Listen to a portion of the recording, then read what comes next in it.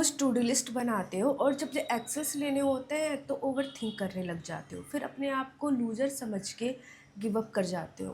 But you are not loser और lazy person, बस आप कुछ ऐसा मिस कर रहे हो जो मोस्ट प्रोडक्टिव लोग अपने डेली रूटीन में करते हैं। मैंने इसका सॉल्यूशन निकाला है क्योंकि मैं खुद ये प्रॉब्लम फेस कर रही थी। I have break down this solution in just 3 steps, just stay with मी।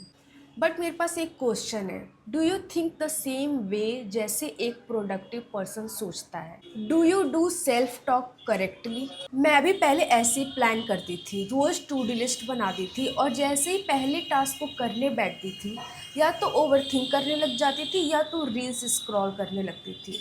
फिर नेक्स्ट दिन से सेम स्टोरी, सेम लूप, और ना जाने मैंने ऐसे कितने साल अपने बर्बाद किए हैं। थर्ड स्टेप्स तो बहुत ज़्यादा इम्पॉर्टेंट है, सो जस्ट स्टे विद मी। जो लोग प्रोडक्टिव होते हैं वो कुछ अलग नहीं करते, वो बस अलग सोचते हैं। अगर आपको प्रोडक्टिव बनना है तो आप सिर्फ ये ना सोचिए कि दिन में आप ये करेंगे वो करेंगे। जिस हैबिट को आप अचीव करना चाहते हैं उसको अपनी आइडेंटिटी बनाइए। आप अपने आप को ऑलरेडी मानिए कि you are the world most productive person in the world and you never waste time.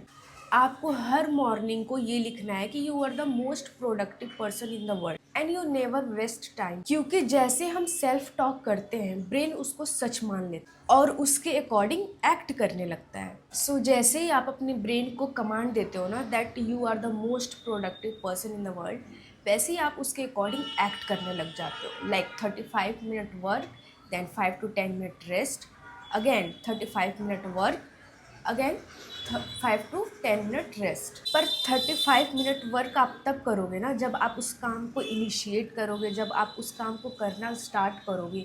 क्योंकि जब भी हम अपने टू डू लिस्ट के फर्स्ट टास्क को करना स्टार्ट करते हैं ना, वैसे ही हम ओवरवेल्म फील करने लगते हैं, हैवी फील करने लगते हैं और होपलेस फील कर देते हैं। फिर आप सोचते हो कि थोड़ी देर बाद करोगे या तो आप फिर कल पर टाल देते हो। So step 2, 5 minute rule. जब भी आप कोई टास्क करने जाओ ना तो ये ना सोचो कि आप आधे घंटे करोगे या 1 घंटे करोगे। आप ये सोचो कि आप सिर्फ 5 मिनट काम करोगे। फिर जैसे ही 5 मिनट कंप्लीट हो तो आप ये सोचो कि मैं नेक्स्ट 5 मिनट और काम करूँगा। फिर जैसे ही 5 मिनट कंप्लीट हो तो नेक्स्ट 5 मिनट और। ऐसे कर करके आप 35 मिनट्स ईजिली वर्क कर सकते हो। देन टेक 5 और 10 मिनट रेस्ट। किसी भी टास्क का डिफ़िकल्ट स्टेप ये होता है इनिशिएट करना, और जैसे ही आप किसी टास्क को इनिशिएट करते हो ना तो आपके ब्रेन की खास बात ये होती है कि उसे पेंडिंग टास्क पसंद नहीं है। वो चाहता है कि एज सुन एज पॉसिबल वो उस काम को कंप्लीट करे। Third step, execution time block. कई लोग टू डू लिस्ट बनाते हैं बट उसके सामने टाइम मेंशन नहीं करते। टाइम मेंशन करना बहुत ज़्यादा ज़रूरी होता है।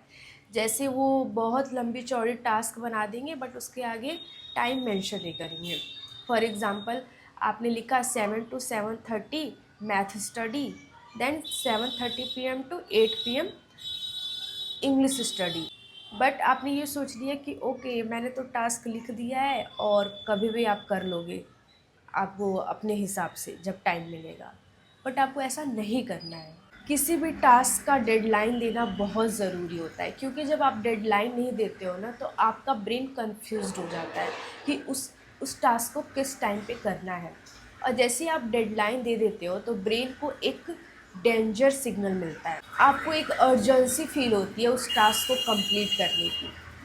So try to execute that specific work in that specific time जो आपने टू डू लिस्ट में बनाई है। आपको एक अर्जेंसी फील होता है जब आप टाइम ब्लॉक नहीं करते हो ना, तो ब्रेन को तो बहाने मिल जाता है, एक्सक्यूज मिल जाता है उस टास्क को ना करने की।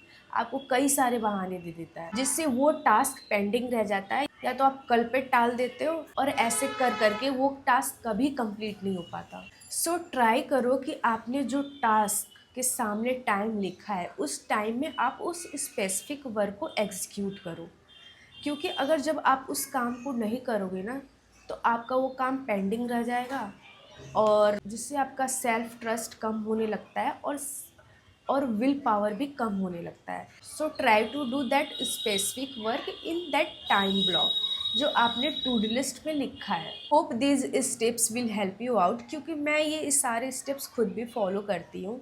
Thanks for watching.